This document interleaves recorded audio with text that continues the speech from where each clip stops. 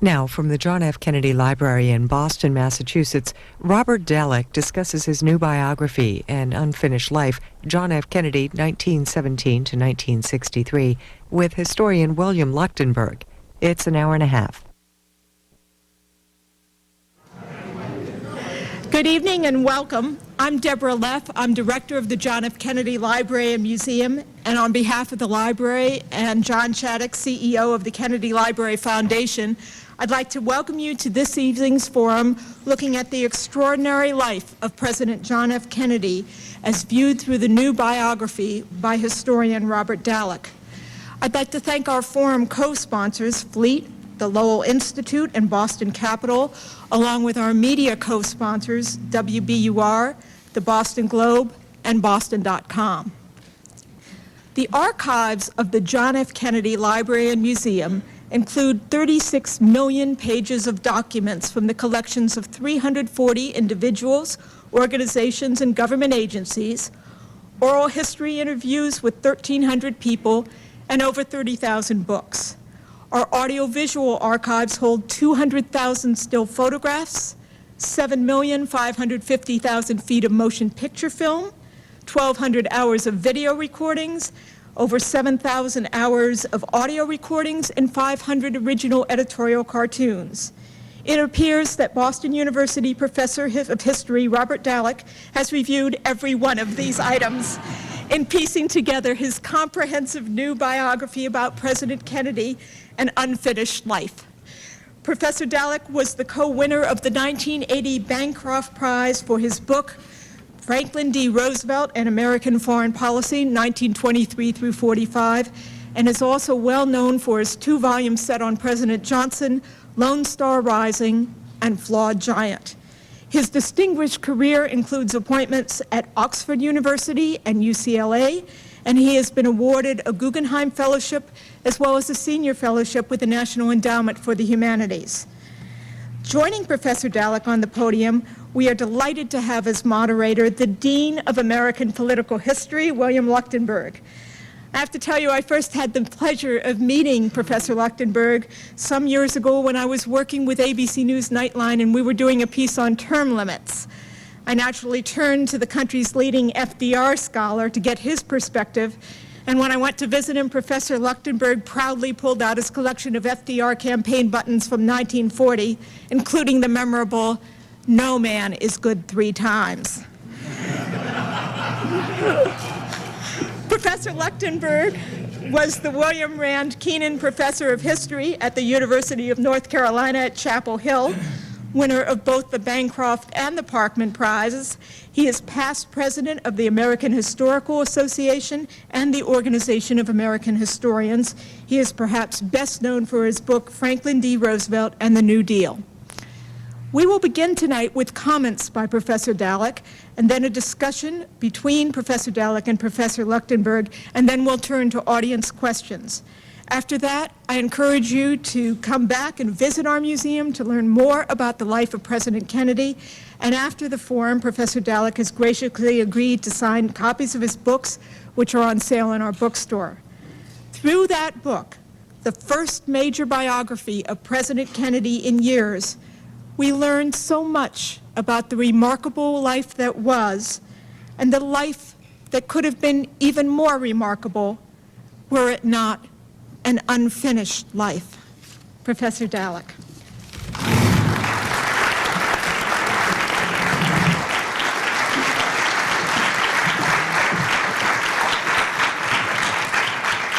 Deborah, thank you so much for that wonderful introduction.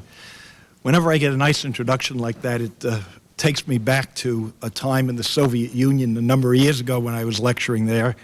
And my host on that occasion, who I like to think had an imperfect command of English, introduced me by saying, Professor Dallek is the author of several distinguished works. They're the kinds of books that once you put them down, you can't pick them up again.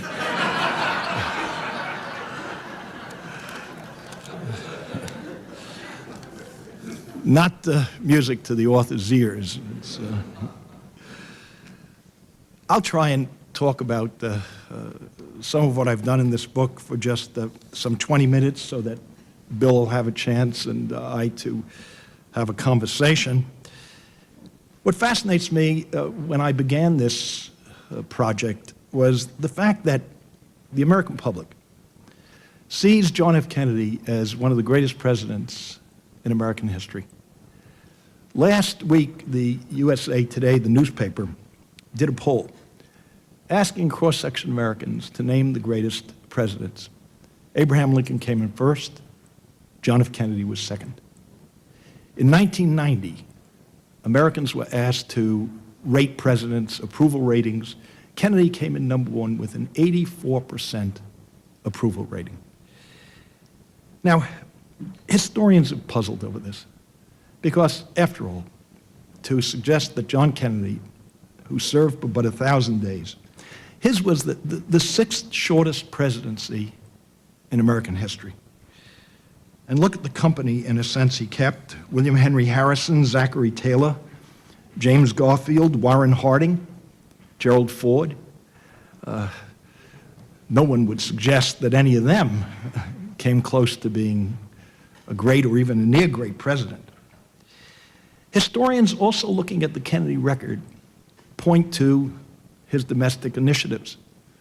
Not a single one of his major domestic initiatives passed during his 1,000 days in the White House. The Medicare legislation, federal aid to education, elementary, secondary education, the tax cut, none of these came forward. He wanted to have a war on poverty. He spoke about this in his closing days. Of course, it didn't come to pass in his administration. Spoke about setting up departments of transportation, housing, and urban development. Came later. Civil rights didn't pass during his presidency. And historians also say, well, listen, in foreign policy, was the man that great? After all, think of the Bay of Pigs operation, Mongoose. This is also the fellow who escalated the war in Vietnam, expanded American involvement from 650 advisors to 16,700. And then historians cannot help but look at the fact that there's been a huge debunking campaign over the last 30-plus years. Dare I say it? The talk about the womanizing. I plead guilty. That there's been so much discussion of the man's private transgressions. And also historians and journalists, biographers had suspicions about his medical problems, which of course have come much more fully to light since I had access to the medical records in the last year and a half or so. So in general, historians, when asked, would not rank him anywhere near the top of American presidents. So the question we have to ask, I asked myself, is why does he have such high standing? What accounts for this? Why should one think of him, or should the public think of him, as such a compelling presidential figure? I think there are a number of things which account for it. First of all, the assassination. He was martyred. But one should not forget that William McKinley was assassinated in 1901, and 40 years later, hardly anybody remembered him. I think television has been enormously important in keeping his memory alive. He's fixed in our minds at the age of 46. Nobody can imagine, I think, that at the end of this month, he would have been 86 years of age. He's simply fixed there at the age of 46. And also what television conveys to us is his charm, his wit, his intelligence, the press conferences he held, so compelling. He was such an attractive man. I guess that much overused word, charisma. Somebody who reviewed the book in the Wall Street Journal said, clearly Kennedy's charm can still work its magic, even on as level-headed a historian as Robert Dallek.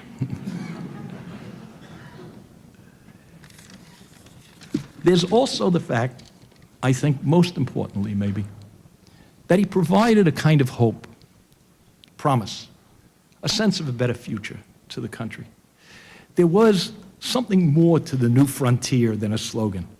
There was a feeling, I think, that America would be a better place, the world would be more peaceful, that if he had lived out his 2 terms, there would have been a degree of success that would have changed American history.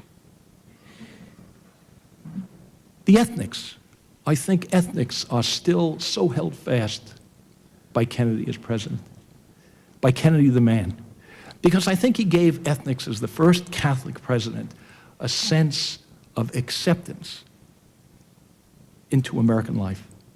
Roosevelt brought the ethnics into his administration, but Kennedy, being president, a Harvard graduate, a war hero, a senator, then president, he made not just Catholics, because I looked at the voting records, and what I found was that when he ran against Lodge for the Senate seat in 1952, it wasn't just Irish Catholics.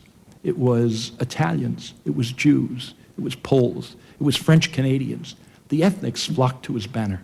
And I think to this day there's a kind of a compelling hold that he has on ethnics in America. The womanizing, it hasn't dented his standing one bit. I think here it's a great deal like Bill Clinton. The public did not want to impeach Bill Clinton. They certainly didn't want to see him driven from office. They weren't wildly happy about it, but they made the distinction between the personal and the public, between the private and the presidential action.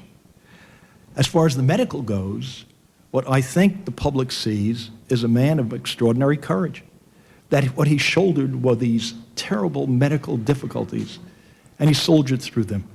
He had a kind of iron will. Maybe he was able to compartmentalize. I, in looking at the medical records, set them down alongside of the great crises that he faced as president, and in particular the Cuban Missile Crisis. And what I found was that he was as lucid, as cogent as anyone would have wished a president to be in the midst of that terrible crisis. How he did it is quite impressive. If I had his problems, I would have been cowering in some corner with a cover over my head. But he chose to be president, and he was really highly effective as far as I'm concerned. Is his high standing deserved?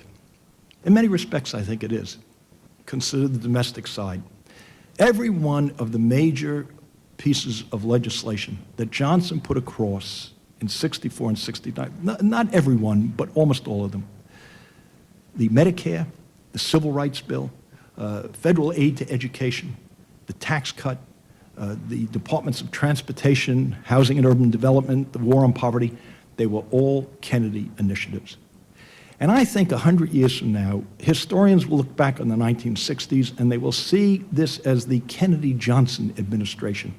Not simply Johnson's Great Society, but I think they'll give Kennedy credit for the fact that these bills were on his desk.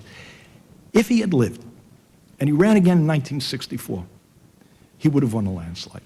Running against Barry Goldwater, I think he would have won as big a landslide as Lyndon Johnson did.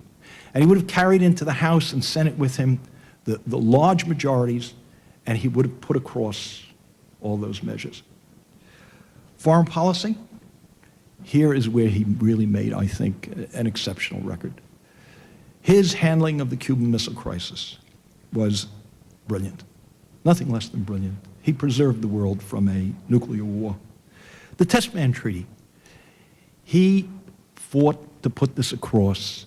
He told Averell Harriman to not send cables from Moscow that would reach the Pentagon. He only wanted them to come back to the White House and a very select group in the State Department. He was very worried that the American military would undercut this Test Ban Treaty, and he sort of axed them out of the procedure in order to assure that he would get this treaty passed. Cuba, what we see in the last 3, 4, 5 months of his presidency were back-channel discussions, initiatives. He knew that his Cuban policy had been going nowhere, and he was intent now on a possible rapprochement with Castro. And Castro was interested in this too, because the day after the Cuban Missile Crisis ended, he announced to the world that he was ready for possible talks with the United States. We don't know. Nobody can say definitively. But if he had lived, I think there is some chance that we never would have had this kind of 40 additional years of tension with Castro's Cuba. Vietnam. Here, I think, was a vital, vital change that occurred when Kennedy was killed. He was so suspicious, so distrustful of the American military. In World War II, he wrote letters back to friends and family in which he spoke negatively about a number of the naval officers he saw in the Southwest Pacific. And then he was so burned by the Bay of Pigs operation, he felt the CIA and the military had, so to speak, taken him into camp. He walked around afterwards saying, "How could I have been so stupid?" And then this was further deepened his feeling of doubt by the Cuban Missile Crisis, when the military was pushing him to bomb Cuba, to invade Cuba, and he chose instead to, of course, rely on a quarantine and diplomacy, and of course his initiative succeeded and helped the world avoid a nuclear holocaust. 7 days after the Cuban Missile Crisis, on November 5th, 1962, he sent Robert McNamara a memo. There was still an invasion plan for Cuba on the table. And they were worried that Khrushchev might not follow through on his commitment to remove the missiles from Cuba. Kennedy said to McNamara, "Bob, the invasion plan is very thin. Think of the technical capacity they have. Think of the nationalistic fervor we could meet.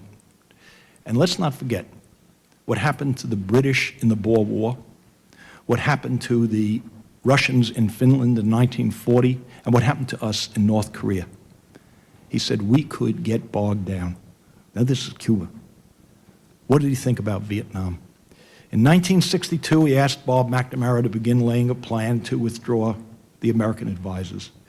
He was worried about Vietnam. He didn't want to see it fall to communism. And he expanded the number of advisors from 650 to 16,700. But this does not mean that he was eager to or ready to Americanize that war. I find no better evidence for this than the way in which he was dealing with the American press corps in Saigon. Lyndon Johnson came to hate the press corps because they were demoralizing the war effort, he felt. Kennedy, by contrast, saw the press corps as quite aggressive about urging a wider, more substantial, and more effective role for the United States in preserving the ZM government in Saigon. They were writing stories highly critical of American policy, of the failure to assure that South Vietnam was not going to turn into a communist country. Kennedy was worried that they could push the Vietnam issue onto the front pages of the newspapers. He asked that David Halberstam be removed from Saigon. The New York Times, of course, wouldn't do it, justifiably, understandably, but he was worried that Halberstam and the New York Times were going to make such an issue of this that he would feel under tremendous pressure to expand the war. What he knew, of course, was if you look at the Gallup polls, in 1961, 62, 63, there is not a single Gallup poll I can find on Vietnam. The first Gallup poll I found was in April of 1964, after the Rolling Thunder campaign. The bombing of Vietnam had been started by Johnson. And the public was asked, "Do you know anything about Vietnam?" Only 37% said they were paying any attention to Vietnam.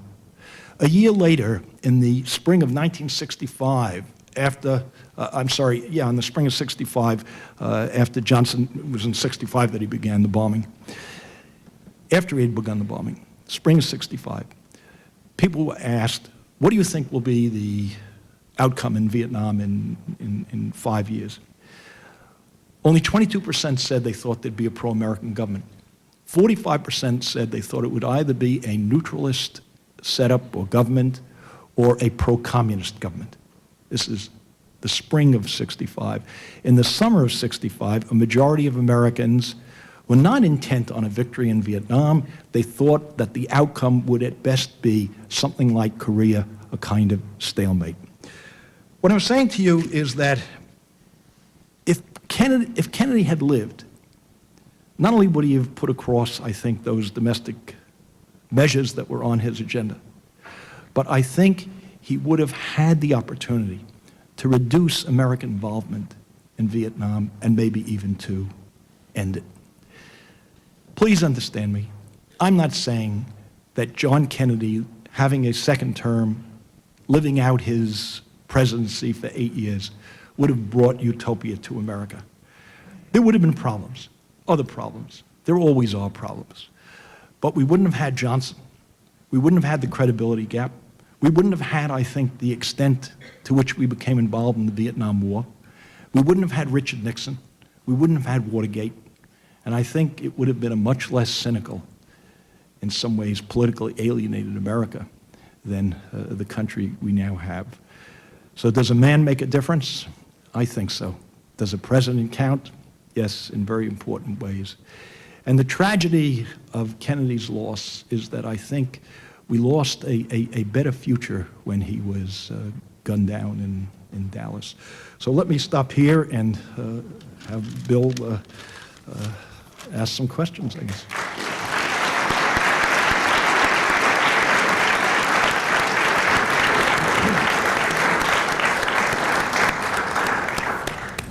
One of the things I've admired, Bob, about your career, which is, I followed from the very beginning. Oh, yes.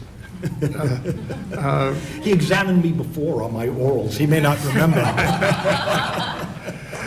What we're talking about is that Bob was a graduate student when I was on the faculty of Columbia University, and I was, along with Richard Hofstadter, sponsored his dissertation, which became his first book on William Dodd, the American ambassador under Franklin Roosevelt to Nazi Germany. And what I was starting to say, Bob, is that one of the things I most admired about your career is what huge subjects you've chosen to write about. Franklin Roosevelt and foreign policy, Ronald Reagan, Lyndon Johnson, and now John F. Kennedy. The fact that you've written about both Johnson and Kennedy, it occurs to me, may put you in a somewhat odd position in that the more you credit Kennedy with, as you have in your opening remarks, the less is the contribution of the protagonist of your earlier book. There is a contrary position, as you know, and nobody is better qualified than you to deal with it. The contrary position is that Kennedy was not a very effective legislative leader, that he did not have a remarkable record in the United States Senate, that he was not a skillful legislative tactician, and that if you look at the record in the fall, just before he was assassinated, each of the programs, like civil rights, the tax cut, Medicare, they've all bogged down. And Kennedy himself, as you say in your wonderful book, is deeply discouraged. And the argument is that it required somebody with the skills of a Lyndon Johnson to put that program across. How would you respond to that, Bob? Well, Bill, I think I don't want to detract from Johnson's achievement in the sense that he did enact all those pieces of legislation, and he was a great legislator. He was probably the greatest majority leader in the country's history. But I think the crucial difference was in that '64 election, because Kennedy, as you well know, Bill, was up against such a difficult, essentially conservative Congress, which was so resistant to his reform suggestions or initiatives. I think he did make one great legislative error in not putting forth a civil rights bill in '61 or '62. He waited till '63 on the assumption, the hope, that it would give him a kind of credential with Southern congressmen and senators. They would see him as more accommodating. But it didn't serve him one whit, because they didn't care. And if he had put forward a civil rights bill in 61 or 62, he could have gone to the country and the Congress in 63 after all that rioting and terrible events had occurred in Alabama and said, look, I tried to get this in 61. If we had this, maybe we wouldn't have had all this rioting by 63. But I think the crucial difference is that in the 64 election, running against Goldwater, I think he would have won as big a landslide as Johnson. I think he would have had those big majorities in the House and Senate, and then I think they would have been receptive to passing those bills. I don't think he ever would have been as aggressive as Johnson was about passing all sorts of other great society measures, because Johnson was just gung-ho to do a million things, and Kennedy was essentially a foreign policy president, and I think he would have been much more focused on things like Cuba and Vietnam and maybe improving relations with the Soviet Union. But those major great society bills, like the ones you just mentioned, I think all would have come to fruition. Now, nobody can ever prove this, but it's, I think, reasonable speculation. Certainly, I think that's a powerful response.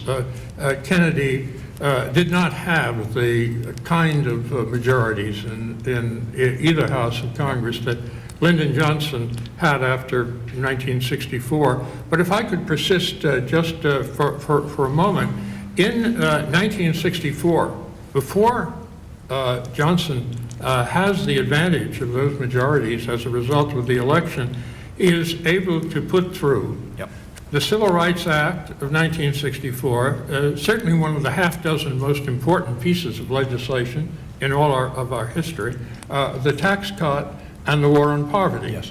Without that. So, Well, what do you think? their bill, I think what he did have was Kennedy's death. And he was able, and I tracked Johnson's speeches, and what I was struck by was the extent to which before the 64 election, he constantly invokes John Kennedy's name, and he's appealing to the public and to the Congress in terms of his martyrdom. Once he's elected in his own right, he wants to push Kennedy, so to speak, off the radar screen, because he, as you know, he doesn't want Bobby Kennedy as running mate. He and Bobby Kennedy are at loggerheads, to put it politely, but he was going to be president in his own right. He was not going to be seen as in JFK's shadow, but he was a very shrewd politician, and he understood how powerful an initiative this was to talk about, you've got to do what the martyred president would have wanted. And, but of course, it also got him in trouble, because on Vietnam, he said he was doing what the martyred president wanted. And there, I think he was off on the wrong track. Well, I certainly think you're right on both points, Bob. In his very first address to the new Congress, Lyndon Johnson asked the Congress to enact the Civil Rights Bill as a tribute, as a memorial to John F. Kennedy.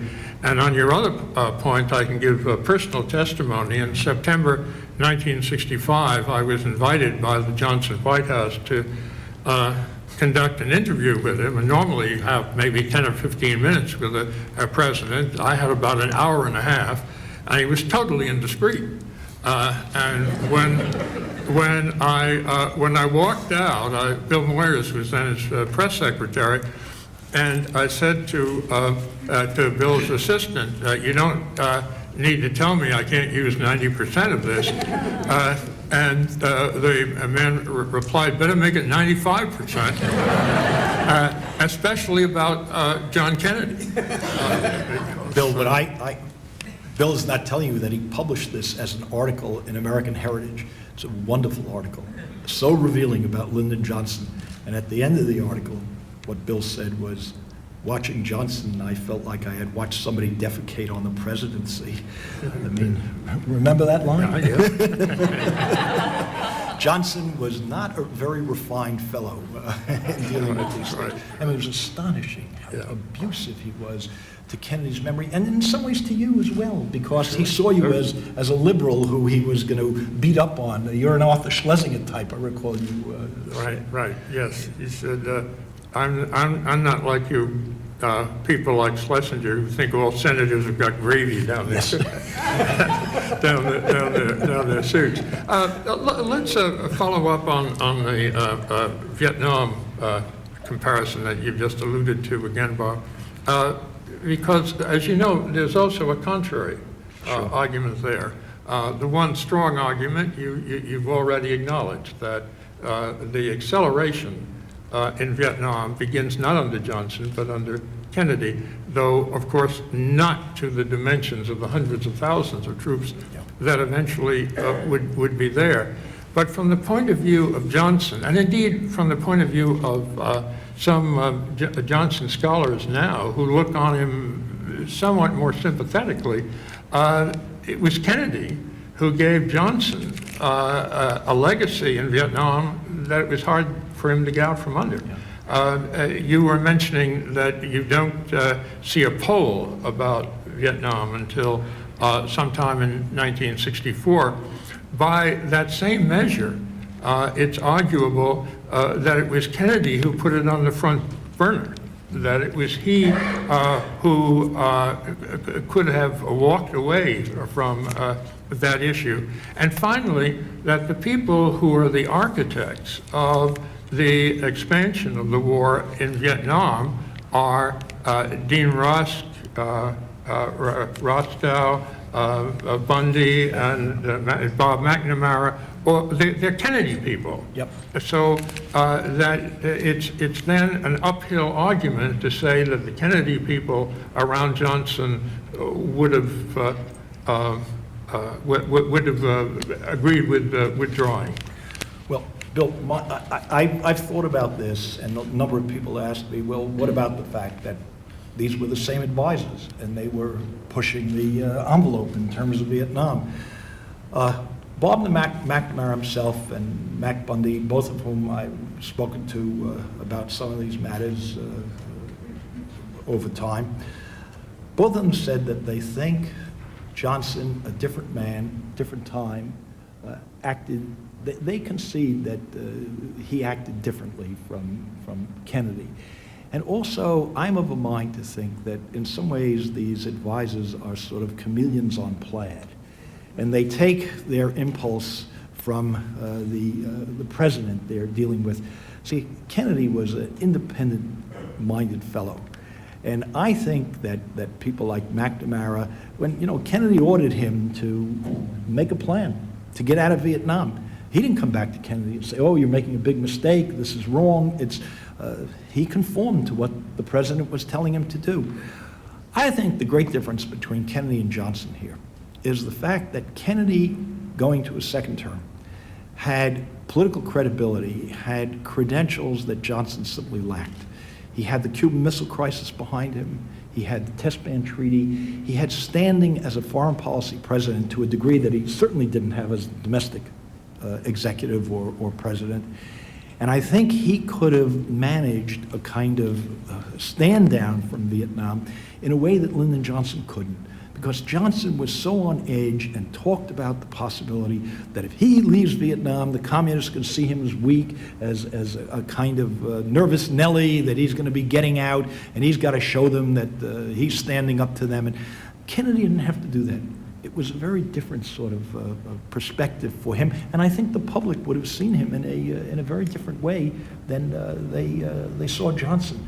And so again, we can't say, nobody can ever say definitively, but I think it's reasonable speculation to think that his credentials, his standing in foreign policy would have given him the leeway to shift ground. I'm sure that you're going to be on talk shows all over America in the coming weeks, and I was so fascinated by your opening remarks that I've led off with these questions. Instead of asking you the unavoidable question that every talk show host in America will lead off with, why another book on Kennedy, given all of the books that have already been written, including overall judicious books, Herb Parmet, people like that. How would you respond to that? How will you be responding to it, Bob? Well, or how have I been responding to it? Because I've been on, thanks to Claire McKinney, a million of these talk shows already, and a lot of them ask just this question. What I say is that presidential history, especially modern recent presidents like Kennedy, like Johnson, Richard Nixon, it's the frontier scholarship. Thanks to Deborah Leff, a lot of material is opening up at this Kennedy Library.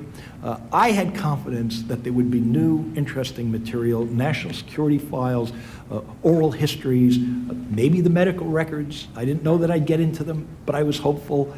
And I was not disappointed because, for example, the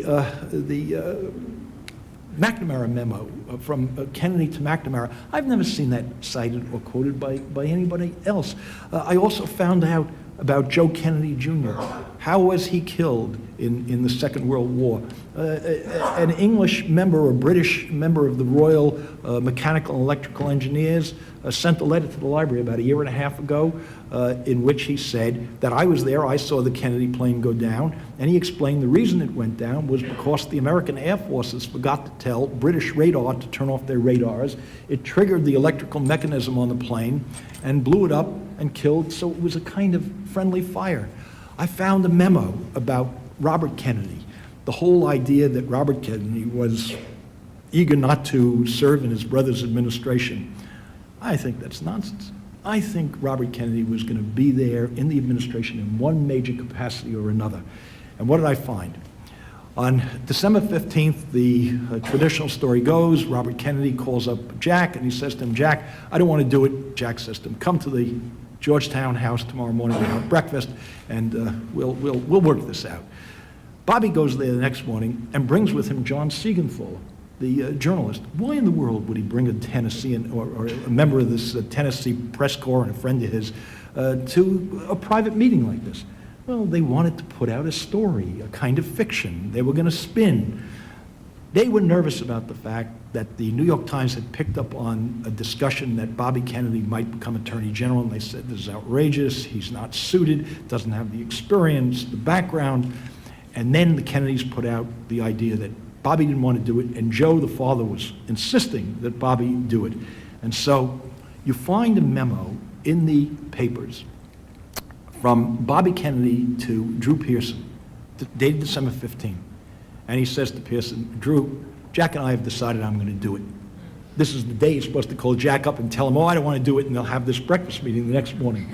And they have the meeting and perform this dance in front of Siegenthaler, who then writes up the idea that, wow, Bobby Kennedy had to be dragged kicking and screaming into this. And Jack says to him, don't smile when we go out to see the press. We don't want them to think you're happy. And, you know, this sort of invention of, well, that was yet another thing I found. And so it was so, you know, Bill, you do this. I learned from you to do this kind of research. You go into the archives and you look at these papers.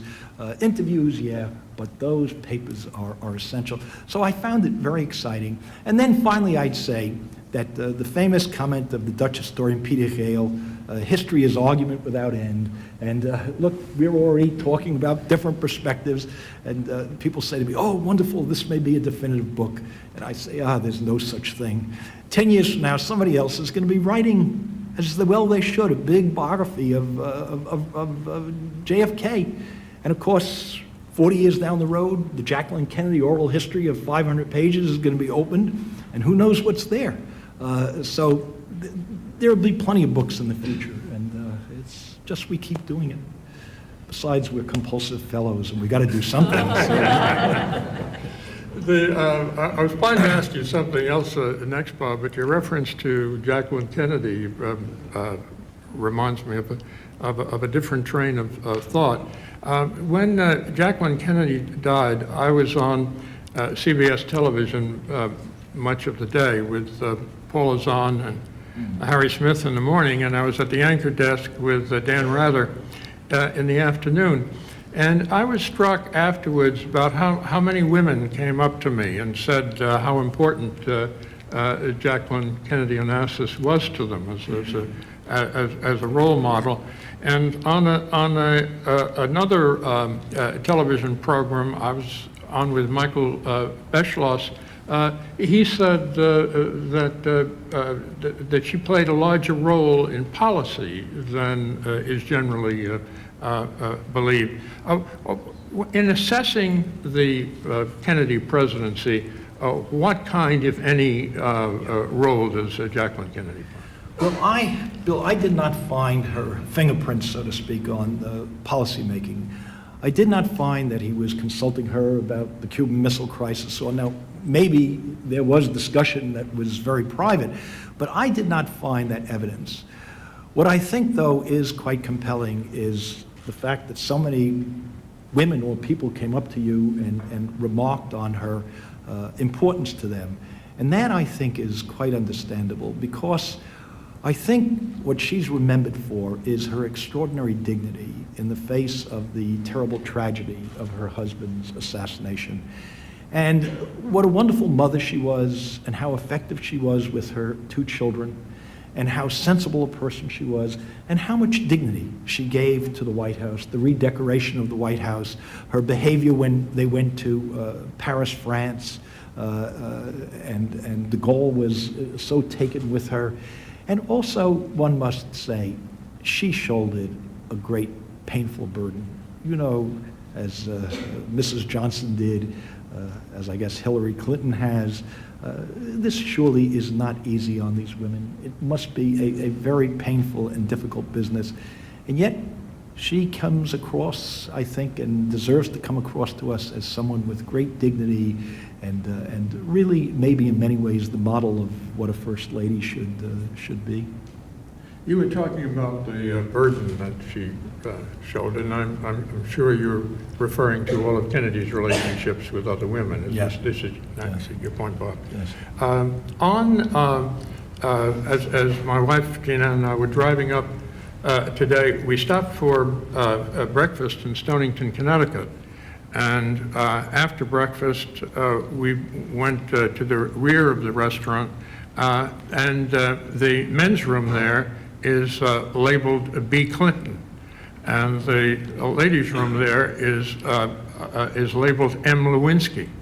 And when at the end of this, just in a small restaurant in a seacoast town,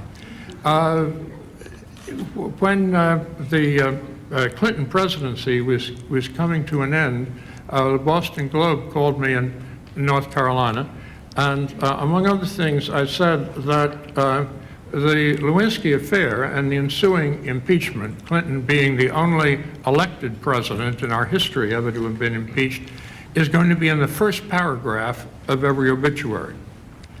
Now, nobody would ever say this about John F. Kennedy, and yet, as your book brings out, the transgressions of John F. Kennedy were infinitely greater than those of Bill Clinton. How do you account for that? Yes.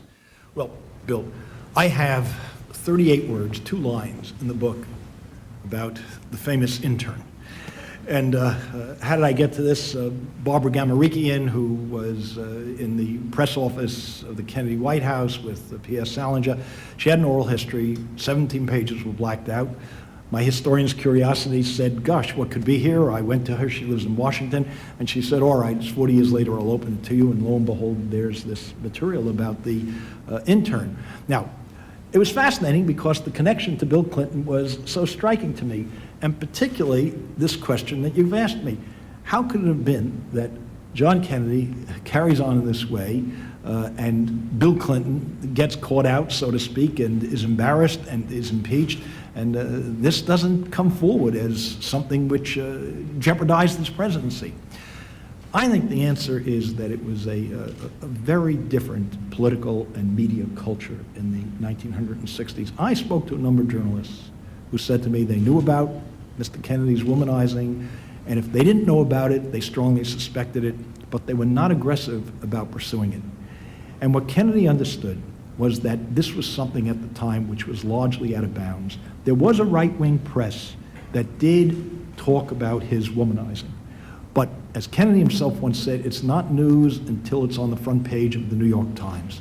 Well, even if it were in some of the other mainstream press on page 10 or something, but they didn't pursue it. They didn't do it. And of course, Gary Hart says, follow me. And the press has been ever since. And of course, it's a changed world with all these cable channels, and Murdoch comes into our media culture, and tabloid journalism. And I guess also I'm a bit naive. I put these two lines in the book. Dateline, which interviewed me almost 2 weeks ago now, they ran a story on a Sunday, and that afternoon, a guy from the New York Daily News calls me up, and he says, I want to talk to you about The Intern.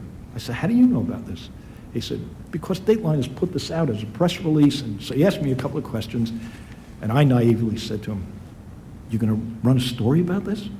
He said, man, he said, we're going to put it on the front page. And it says, Kennedy's Monica. And on page 3 is not only a story, but a picture of me and Monica.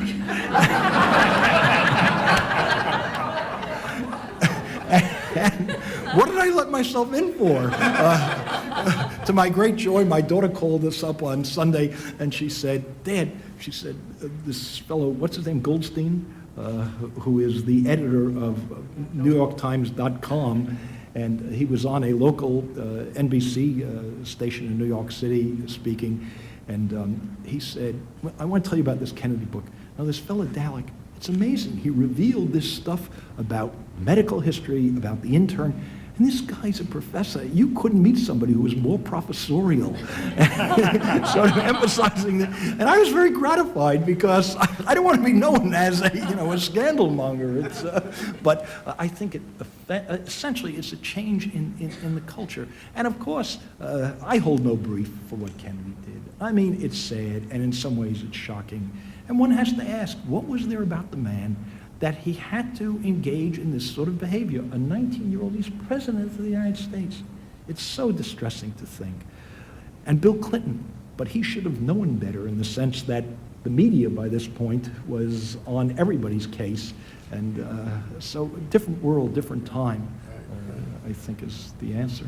If it's any satisfaction to you, Bob, this can happen to you even if you haven't written a word about it. Some years ago, I was reviewing a very long book by Jonathan Daniels, which had a small passage in it about Franklin Roosevelt's relationship to Lucy Mercer.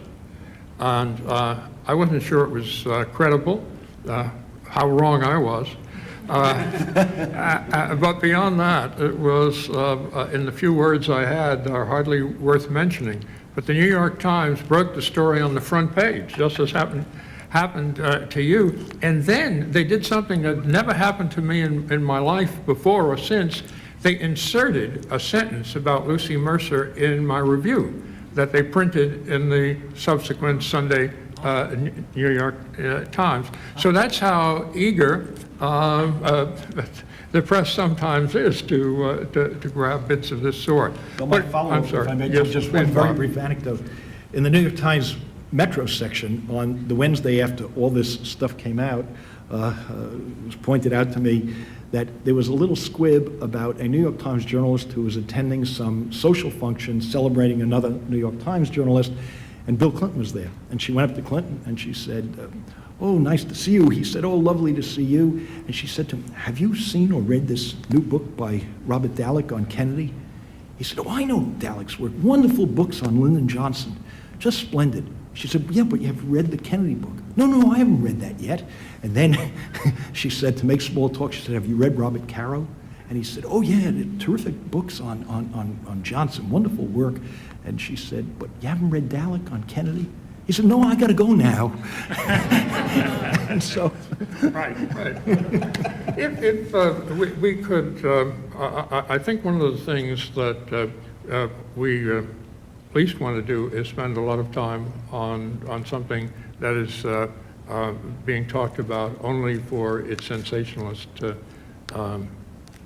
aspects. And I know that anybody who reads your book knows what a small part that particular episode plays. But there is just one other question on this in this area. Isn't there something more significant here than the single episode of the Intern? You quote a good number of Jack Kennedy's letters as a teenager and as a college student, which I found truly shocking. The way in which he treats women, the demeaning way he treats women. He says at one point that I want to separate one out of the herd of cattle and brand her, for example. Isn't there a further problem of his having a liaison with a woman with mafia connections? Isn't there a further problem with his having a liaison with a woman who was a security risk? And then finally, isn't there a problem in our assessment of the Kennedy presidency in that because, as we were saying earlier, the legislative record is so thin, so much of his reputation rests on style.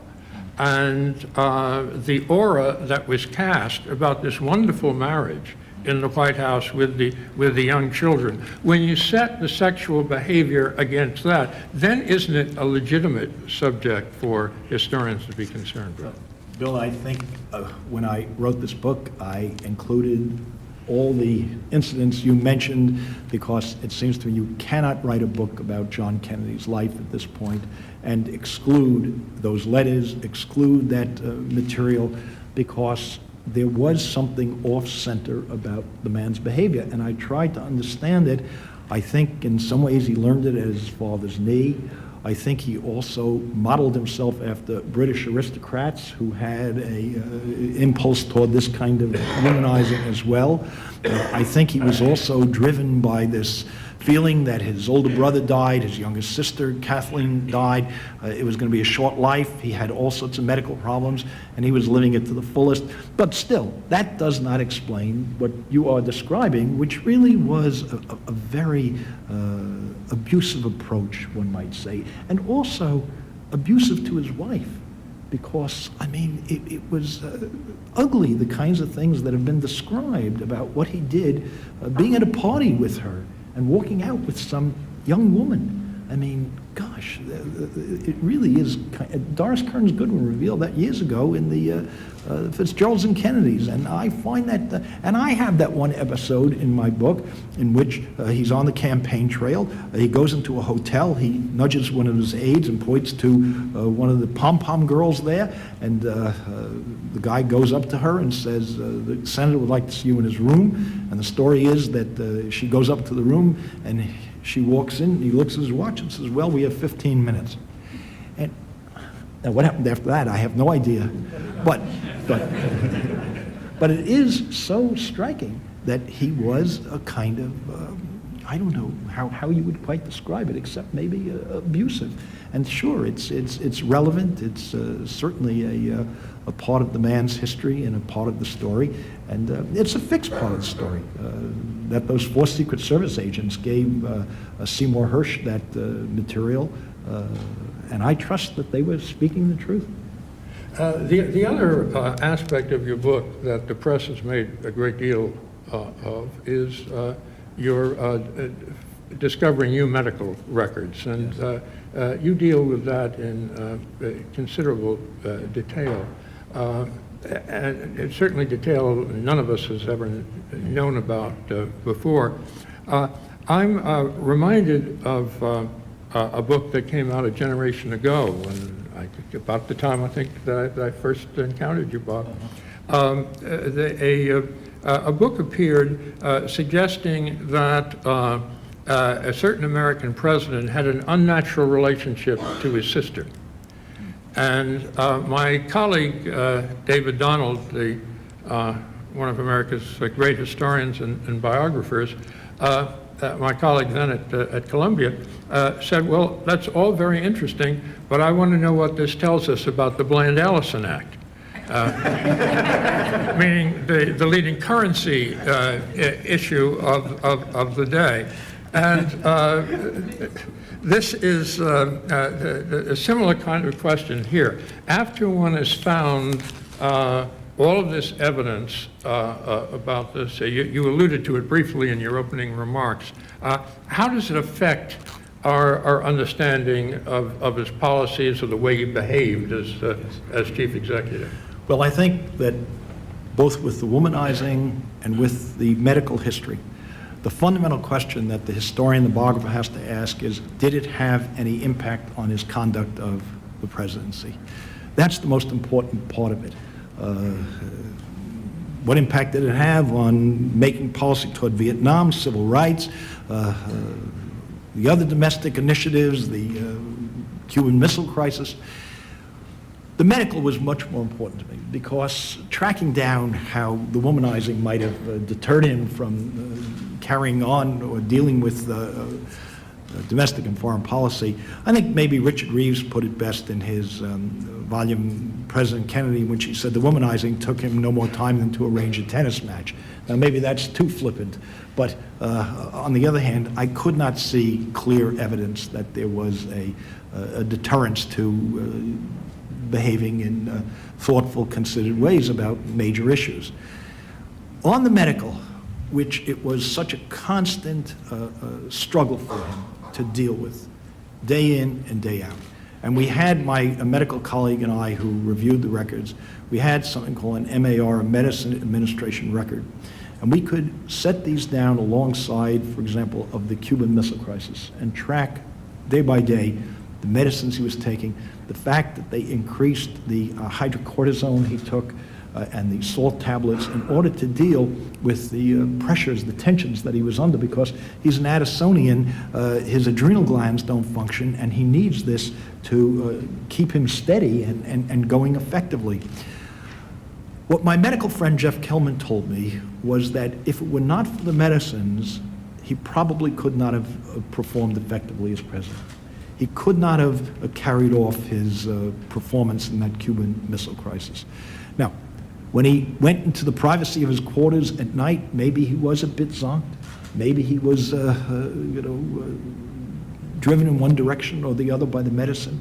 But I tried to set the medical records down alongside of the various crises over Berlin, the Bay of Pigs, over Alabama, the civil rights. Did he seem less than lucid, less than cogent? And of course we have the tapes. The tapes are so revealing and so helpful in tracking his performance and what he does. And I found him consistently cogent, and he did have a kind of iron will, I think, to a kind of strength of character to, but Bill, I share with you the feeling, which I think you probably have. This was something which we would never want to do again. He was making a bet that he could perform effectively as president. I think all of us are entitled to the privacy of our medical records, but when it comes to presidents, I think we're entitled to know as much as we possibly can about their physical and emotional health. They have their fingers on the nuclear trigger. This is something which I don't think should be sacrosanct. And of course, they hide their medical histories. We know, going back to Grover Cleveland, he hid it. Woodrow Wilson hid it. FDR in 1944. Roosevelt didn't want to know, but nevertheless, as we know, Churchill's physician at Yalta said, the president has hardening of the arteries of the brain. He'll be dead in 3 months' time. And he called it right on the mark. So I don't think that his hiding this, and there was a cover-up. There's just, I think that term is an appropriate description of what they did about his medical problems. And it continued after his death, because I heard from physicians and others who knew about what was going on, how records were destroyed. His urologist, a man by the name of Herbst, was approached by the FBI and asked to turn over the urological records. He said, I have to consult the family. He did. Bobby Kennedy told him to destroy the records, which he did. A young man at the time in the White House as an aide to Admiral Berkeley, a physician named Young, tells me he believes that the Berkeley medical records were destroyed at Bobby Kennedy's behest. So there was a cover-up. We wouldn't want to do that again. Happily, I think Kennedy was able to carry it off. But it's a cautionary tale. I'm going to ask Bob one more question before opening the floor to questions. You'll see that there are microphones, pardon me, in each aisle here. And if you have questions for Bob, if you would line up in order behind the microphones, I would appreciate it. This is my last question, Bob, and I've enjoyed this immensely. Thank you. You mentioned in your book that one of the two figures most responsible for handling the transition between Kennedy's election and his taking office was the Columbia political scientist Dick Neustadt. Yes. And I recall that when Neustadt returned from one of these meetings with President-elect Kennedy, we had lunch at the Columbia Faculty Club, and he said to me, the Kennedy presidency will bring many things, but the New Jerusalem will not be one of them. After Kennedy died, when Neustadt, who was certainly well disposed toward Kennedy, was asked about him, he said, I think that John F. Kennedy will only be a flicker, that he will be lost in the parade of other presidents, that history, Neustadt said, will not have much space for John F. Kennedy. Now, how do you respond to Well, that, Bob? Bill, I've thought of that because Dick Neustadt said the same thing to me. We once spoke about this, and he said exactly this, that, 100, 200 years, it's hard to imagine that Kennedy will hold some kind of significant place in the country's history. I'd be more optimistic about this, Bill. I think, getting back to your point about style and substance are not entirely divorced.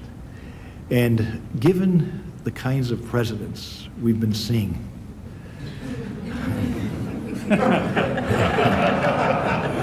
have I said enough, or?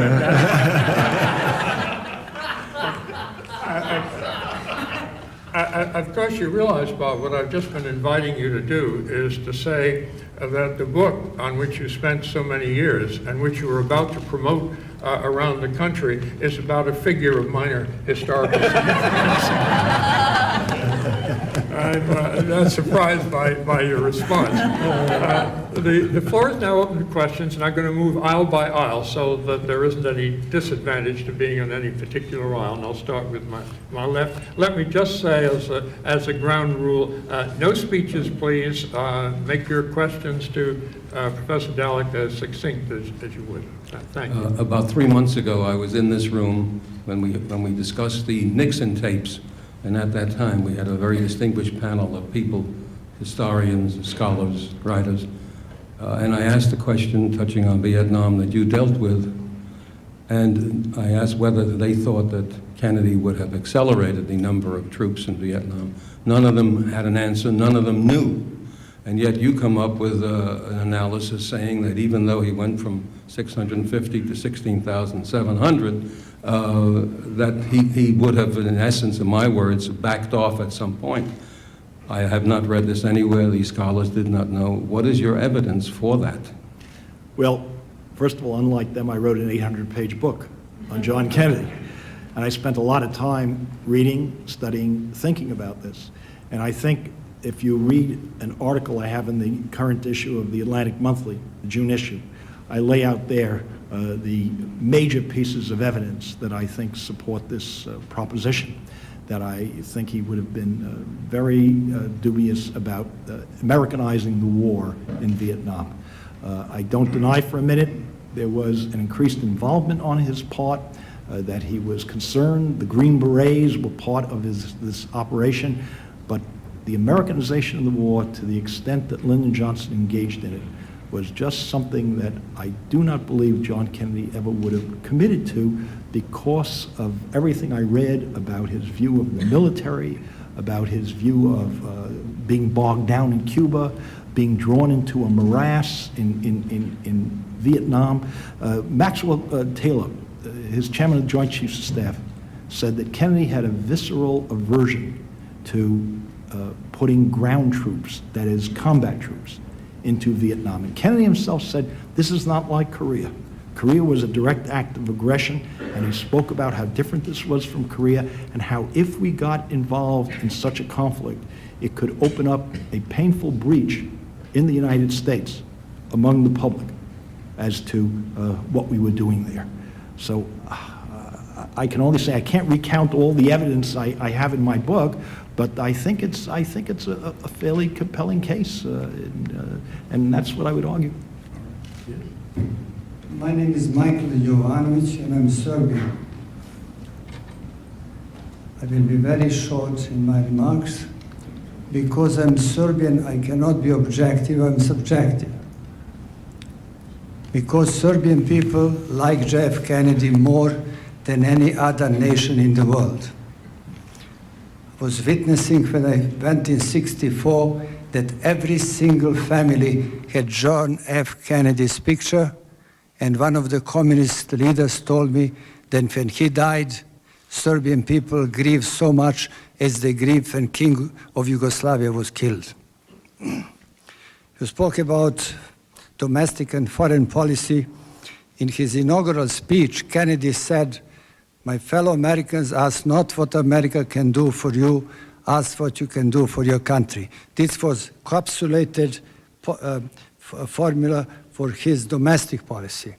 In the next sentence, he encapsulated his foreign policy. Do you remember what was the next sentence? You tell me, my memory, I'm a historian, I forget. Okay, I'll remind you. Next sentence was, "My fellow citizens of the world, ask not what America can do for you, ask what we together can do for the freedom of man." Sir, you're being very eloquent. Now can you frame a question for me? Okay. That was formulation. Okay. On Mimi, I would like to make a remark. Romans had a saying, de mortibus nihil nisi bene, about the dead nothing but good. When Solzhenitsyn came to Harvard, he criticized American motto, "People have the right to know." He said people have the right not to know. Every president is their own model. What was the reason that you have in your book to say something that does not contribute to the great of the greatest American president? Some people think that you wanted to publicize your book. I would like to defend you. How could I defend something that you should not have done? Well, I think Bill Leuchtenberg put it very well previously. This is a part of his womanizing is part of the historical record. And after We don't hear you. Could you come closer? Yeah. This is a part of the historical record.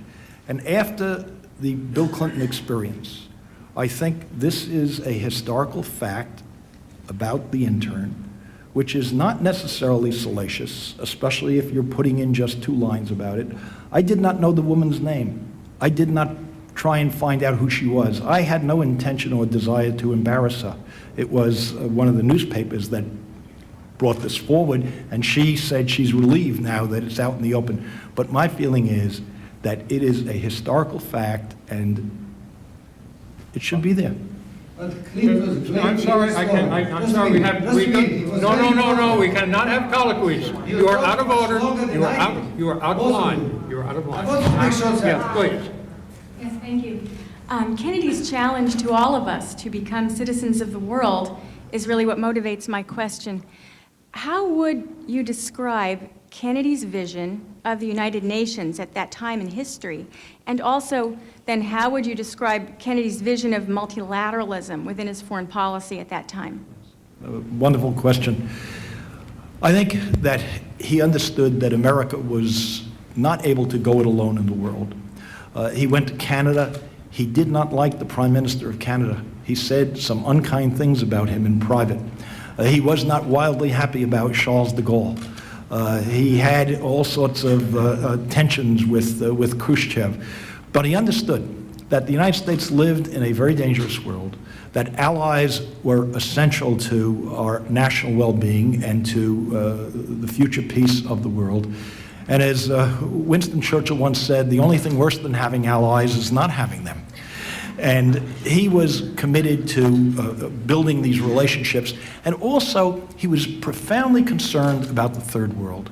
about Africa. A friend of mine, Phil Kaiser, was his ambassador to Senegal, and Phil tells me that he was so concerned to assure a kind of victory for hearts and minds in Africa. He raised the consciousness of at least people in his administration over matters relating to Africa. I don't want to, glamorize it as to suggest that he, took phenomenal initiatives, but it was important to him and the world, and he was a foreign policy president. He had traveled. This was what he knew, much more than knowing about civil rights, knowing about the plight of African Americans in this country. He was much more attuned to questions of war and peace and having good relations with allies. All right, Bob. Two questions. Well, actually, two remarks. This One I should say is this is Sheldon Stern, who spent more years at this library than I ever did, and he's bringing out a wonderful book on the Cuban Missile Crisis with Stanford University Press in the next month, Sheldon. Yeah, thank you very much for saying that. 2 points. One, I wanted to agree or just give you another argument for the Vietnam question, and that is that for those who say that McNamara, Bundy, Rusk, et cetera, were all Kennedy people, they should all listen to the Saturday, October 27th meetings when he stood up against every one of them and did not do what they wanted him to do. So, I mean, I think that's an extremely important point. If there had been a vote that day, he would have been just about the only one to vote no, yes, and they all voted no. And like that famous Lincoln episode. Yes, the Lincoln episode, precisely. Okay, then the other thing which I wanted to disagree with you is I think that, which you said twice, that Kennedy would have won in '64 by a similar margin in terms of Johnson's victory. I don't think that's the case. I think he would have lost much of the South. George Wallace, in his interview here at the library, makes that point. And I think he was quite right, that they would have carried many southern states against, as a matter of fact, Barry Goldwater himself said that he knew he had a chance against Kennedy, and as soon as he heard Kennedy had been killed, he said, there's no point in running, because I can never beat Johnson. But he ran anyway, but that's beside it. Except, Sheldon, I think he would have certainly kept Johnson on the ticket because of just the point you're making, his sensitivity to winning some of those southern states. And of course, that's what Johnson gave him in 1960. He gave him Texas and a handful of southern states, which were crucial in allowing him to gain the presidency. The difference was civil rights between the 4-year interim. Sure. That had become a hot issue, and it was, but there's some wonderful material I came across from some people in the South who were writing, and especially, I think, middle-class Southerners who wanted to free the South from the burden of segregation, the burden of apartheid, and it's hard to know, and I think, your argument is well taken, but whether he would have lost that much of the South, I'm not sure, but he still would have won a very big victory. One of the biggest victories, I think, in presidential history. Thank you, Sheldon. Mr. Dallek, we're all struck by, then as now, Kennedy's charisma and personal style. It was so affable and magnetic. I'm curious, were there particular nuggets, particular things that you unearthed in your research that you hadn't previously known that were new and exciting for you, with that fed into that charisma, and anything from like a rhetorical tool he used, or something sort of specific that you unearthed that you found interesting and compelling? Well, I think the most striking aspect for me there was reading the medical records. And as Bill said, the extent of his illnesses simply were not known, seeing that he was hospitalized 9 times between 1955 and 57, once for 19 days, twice for a week. And I was just taken aback by the extent of his medical problems and all the medications he took and how he was able to function. I just marveled at this. And then to have the audacity to run for president, and he's doing this when he's hospitalized and the public doesn't know it 9 times, he's revving up to run a presidential campaign. Now, maybe this is foolishness, audacity, but the guy had a kind of determination, iron will that I found very impressive, and so made me feel all the more sympathetic to him and see him, I guess, as more of a charismatic and appealing figure. Yes. Could you talk a little bit about, after the Johnson election in '64, his decision to keep most of the Kennedy cabinet together. I think that's a big part of that story, and you've written 2 books on this, and that's a key transition. And you hear about it, people talk about it, but can you really get into that and how that helped Johnson and how it hurt him? Well, you see, I think it speaks volumes about Lyndon Johnson's psychology. He wanted to be president in his own right, but what he wanted so badly was for the Kennedy people to accept his legitimacy as president. To wit, after the assassination, when they're on Air Force One, about to go back to Washington, he takes the oath of office. He didn't have to take an oath of office. Under the Constitution, as I understand it, the minute the president was killed, the vice president became president. Now, he did this as a ceremonial, and he insisted that Jacqueline Kennedy come forward. Some people have seen this as rather cruel, because there she was standing with her blood-spattered suit on, and he wanted her there as a sign of his legitimacy. He was a brilliant politician, very sensitive to these political nuances, and I think he wanted the cabinet. He told people like Arthur Schlesinger, and he's told Bobby Kennedy that I need you now more than your brother needed you, see, because he knew that there was also going to be speculation that he might have had a hand in doing Kennedy in. And of course, the flames of this sort have been fanned by Oliver Stone in his very foolish movie JFK. and I think he was deeply worried by this, and there were people around him like John Connally who told him, get rid of these fellows. They're not your folks. And slowly but surely, a number of them did drift away, like Mac Bentley. Schlesinger left very quickly. Sorensen left, but Pierre Salinger left. But I think he saw it as an essential ingredient of giving him a kind of legitimacy. Johnson incidentally called Pierre Salinger Peer.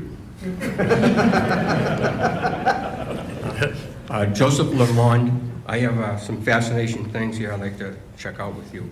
Ever since 1840, in increments of 20 years, there's either been a death or an assassination in the presidency, which went up to even Ronald Reagan, which survived the assassination. I don't know about George Bush, but he was elected in 2000. And then it says both Lincoln and Kennedy went to Congress in 1846. Is that correct? Lincoln went in 46. In 46, yeah. Excuse me. Right. Lincoln went in 1846 and Kennedy in 1946. Right. Are you familiar with these increments? Yeah, I've heard this before, and I don't know what to make of them. Oh, well, it's right here. It's written out like it was. Lincoln in 1860, Kennedy in 1960. Both had civil rights. Both were shot on Friday. Both shot in the back of the head. Their wives were Lincoln and Secretary Kennedy, Lincoln. Both were Southerners. Wait a minute. I think we're going to have to cut it at this because we're running out of time, and I can see It's some something more different. And my answer is don't run for president in those even years.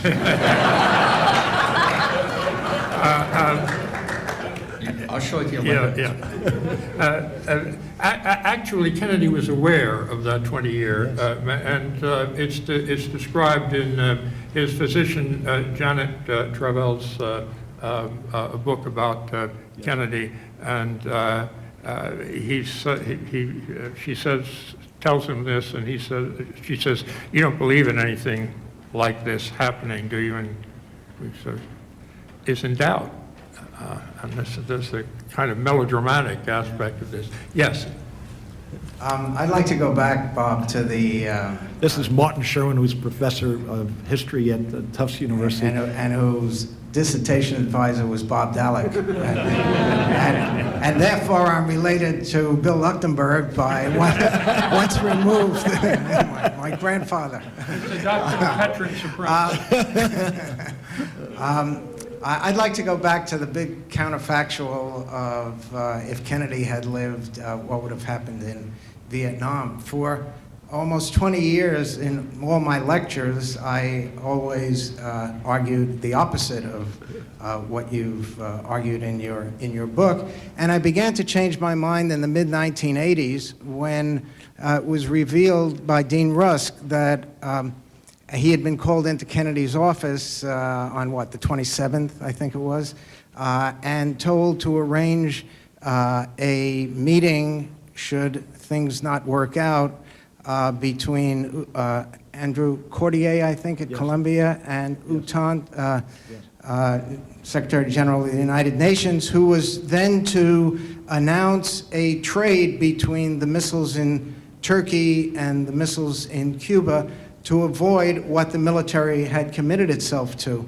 And this is a question really about the character and decision-making. John Kennedy took, I think, the most difficult decision that I know of any president ever taking when he refused to commit the American military during the Bay of Pigs to a follow-up. He was 3 months in office, and it was an extraordinary act of political courage and potentially political suicide.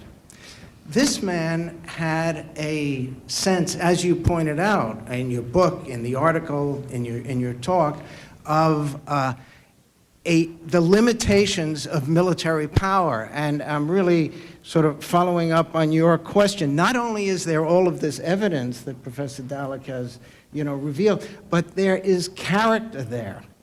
And I think that the most profound support for the argument are the Bay of Pigs decision, the Cuban Missile Crisis decision, which shows how in these deep, deep commitments and crises, he was different than Nixon, he was different than Johnson, and he was somebody who would not have gotten us involved. And I guess since we have to put this as a matter of a question, do you agree?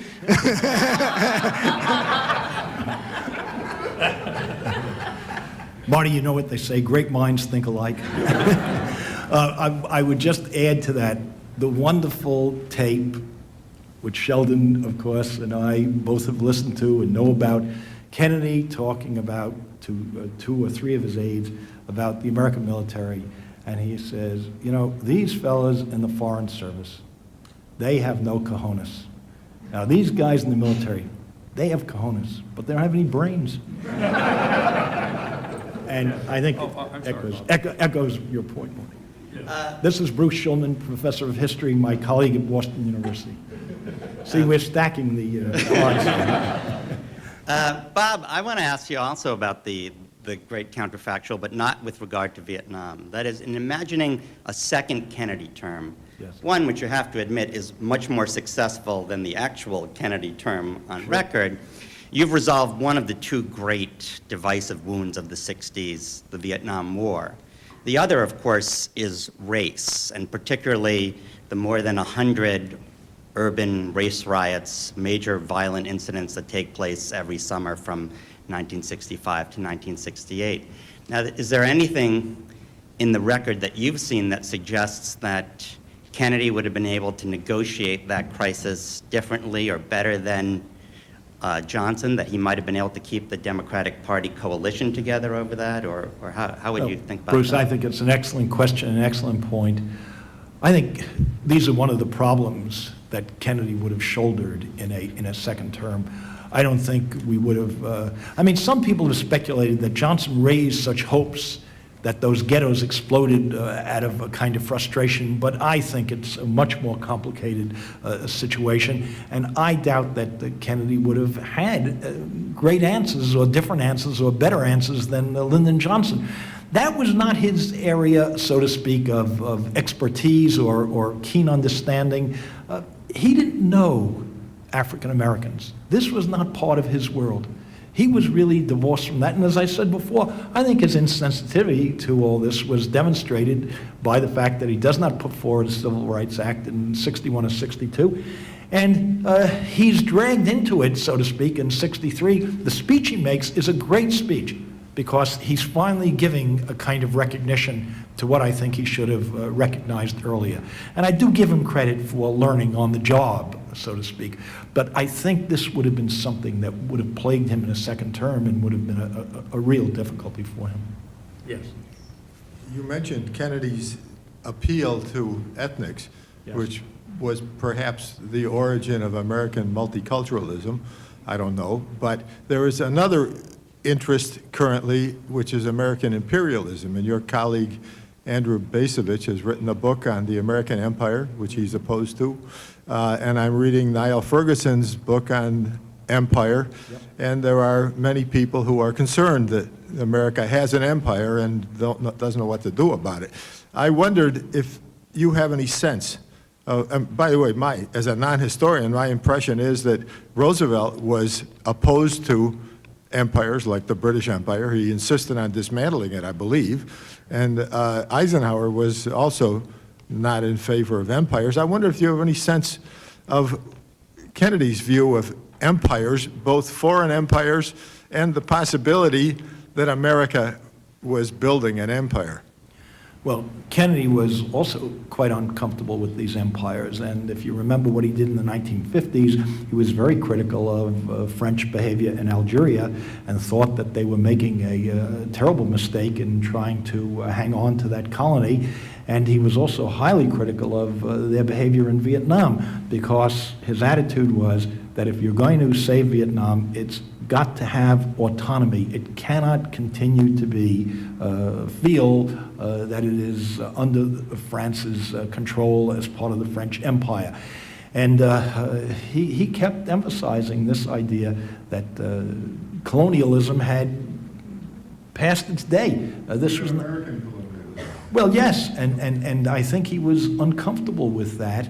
And of course, he got into terrible trouble over Cuba, because instantly what the Bay of Pigs did was to echo American empire, echo American sort of imperialism in the Western Hemisphere.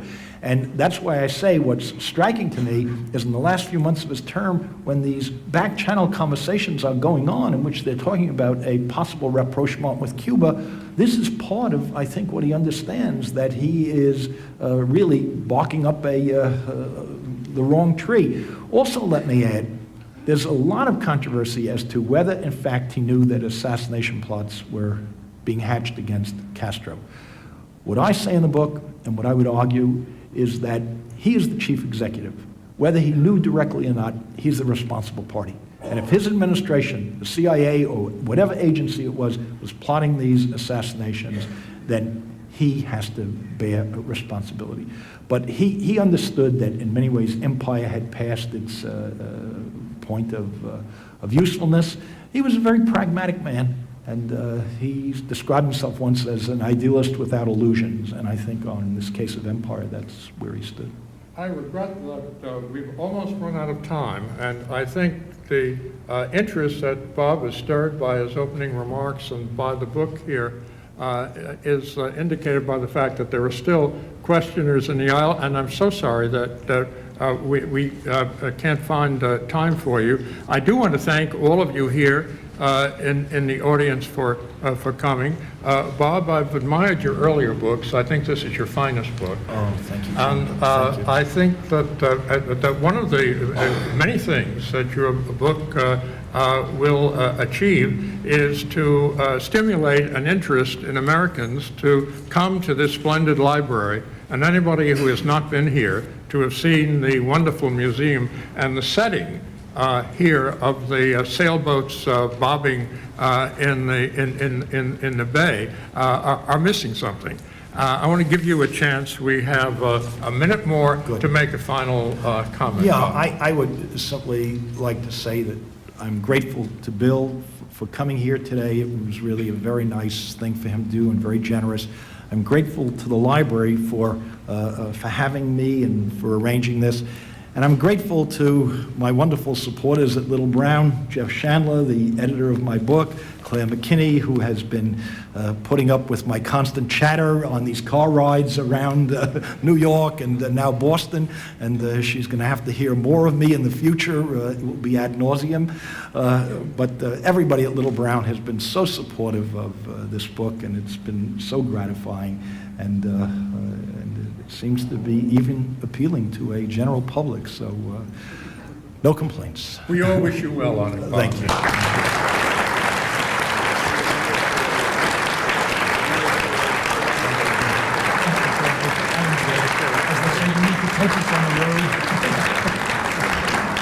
Robert Dallek is author of 2 biographies of Lyndon Johnson, Lone Star Rising and Flawed Giant. His latest, An Unfinished Life, John F. Kennedy, 1917 to 1963, is published by Little Brown and Company. Visit twbookmark.com for more information.